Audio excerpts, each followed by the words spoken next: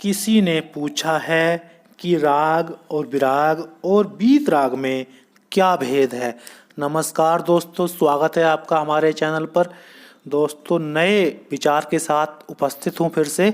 यह जो विचार लिया गया है दोस्तों, ओशो की किताब से लिया गया है और ओशो का जो ध्यान सूत्र किताब है समयक रूपांतरण छठा प्रवचन से लिया गया है। पेज नंबर 105 से लेकर पेज नंबर 107 के बीच में यह किताब में लिखा हुआ है, जो मैं आपको बता रहा हूँ।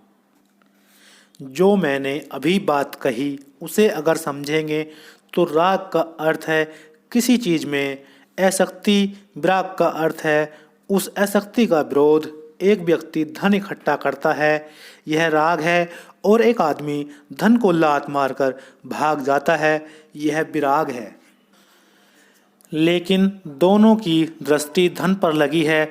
जो इकट्ठा कर रहा है वह भी धन का चिंतन करता है और जो छोड़कर जा रहा है वह भी धन का चिंतन करता है। एक उसे इकट्ठा करके मजा ले रहा है कि मेरे पास इतना है इतना है, इससे उसका दंभ परिपूरित हो रहा है। दूसरा इसे दंभ को परिपूरित कर रहा है कि मैंने इतने को छोड़ा है।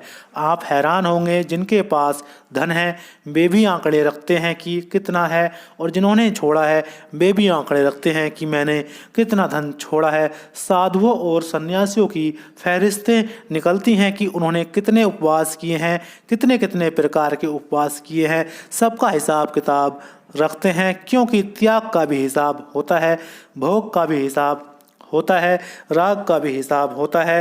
राग भी हिसाब करता है, क्योंकि दोनों की नज़र एक है, दोनों का बिंदु एक है, दोनों की पकड़ एक है। बीत राग का अर्थ विराग नहीं, बीत राग का अर्थ राग और विराग दोनों से मुक्त होना है। बीत राग का अर्थ है चित्त की वह स्थिति की ना हम आसक्त हैं ना हम अनासक्त हैं, हमें कोई मतलब नहीं है। एक व्यक्ति के पास धन पड़ा हो उसे कोई मतलब नहीं है। कबीर का एक लड़का था कमाल नाम का। कबीर को अत्यंत विराग की आदत थी। कमाल की आदतें उन्हें पसंद नहीं थीं। कमाल को कोई भेंट कर जाता था कुछ तो कमाल रख लेता था। कबीर ने उसे कई बार कहा कि किसी की भेंट स्वीकार मत किया करो, हमें धन की कोई ज़रूरत नहीं है। उससे कहा, अगर धन बेकार है तो नहीं कहने को भी क्या ज़रूरत है। अगर धन बेकार है तो हम उसको मांगने नहीं गए, क्योंकि बेकार है। फिर कोई यहाँ पटकने आ जाता है तो हम उसे नहीं करते, क्योंकि बेकार है।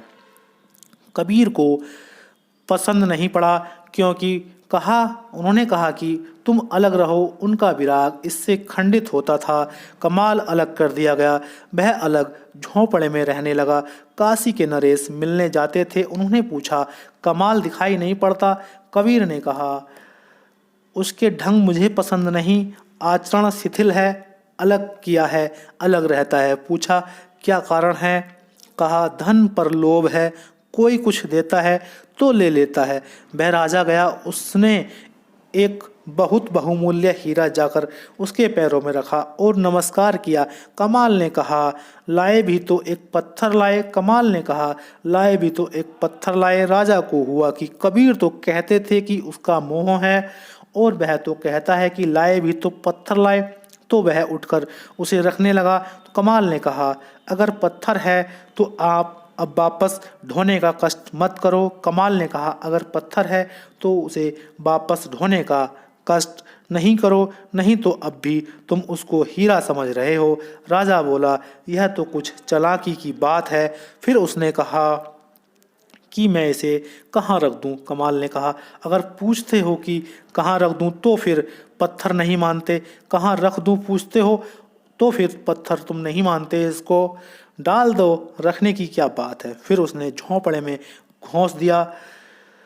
सनोनियों में वह चला गया। उसने सोचा कि यह तो बेईमानी की बात है, मैं मुड़ा और वह निकाल लिया जाएगा। अगर मैं मुड़ गया वापस जाने के लिए तो ये तुरंत निकाल लेगा। वह 6 महीने बाद वापस पहुंचा। उसने जाकर कहा कि कुछ समय पहले मैं कुछ भेंट करके गया था। कमाल ने कहा, बहुत लोग भेंट करके जाते हैं और अगर उनकी भेंट में मतलब होता है तो या तो हम उत्सुक से उसको रखते या उत्सुकता से उसे लौटा देते। उसने कहा, अगर उनकी भेंटों में कोई मतलब होता तो या तो बिल्कुल उसे उत्सुकता से हम रखते या हम उसको वैसे ही लौटा देते, लेकिन भेंट बेईमानी है, इसलिए कौन हिसाब रखता है। जरूर दे गए होंगे, तुम कहते हो तो जरूर दे गए होंगे। उसने कहा, वह भेंट ऐसी आसान नहीं थी, बहुत बहुमूल्य थी। कहाँ है वह पत्थर जो मैं दे गया था? कमाल ने कहा, यह तो मुश्किल हो गई, तुम कहाँ रख गए थे? उसने देखा, झोंपड़े में जाकर जहाँ उसने घोंसा था वह पत्थर वहीं रखा हुआ था। वह हैरान हुआ, उसकी आंखें खुली। यह आदमी अद्भुत था, इसके लिए वह पत्थर ही था। इसको मैं बीत रागता कहूँगा। यह विराग नहीं, यह बीत रागता है। राग है किसी को पकड़ने में रस, विराग है उसी को छोड़ने में रस। बीत रागता का मतलब है उसका अर्थहीन हो जाना, उसका मीनिंगलेस हो जाना। बीत रागता की ही लक्ष्य है, बीत रागता ही लक्ष्य है। जो उसे उपलब्ध होते हैं वे परम आनंद को उपलब्ध होते हैं, क्योंकि बाहर से उनके सारे बंधन छीण हो जाते हैं। तो दोस्तों, यह थी जो वचन था ओशो जी ने लिखा था। अच्छा लगा होगा, मुझे भी अच्छा लगा। और आप कमेंट्स में ज़रूर बताइएगा कैसा लगा। बहुत बहुत धन्यवाद। Thank you.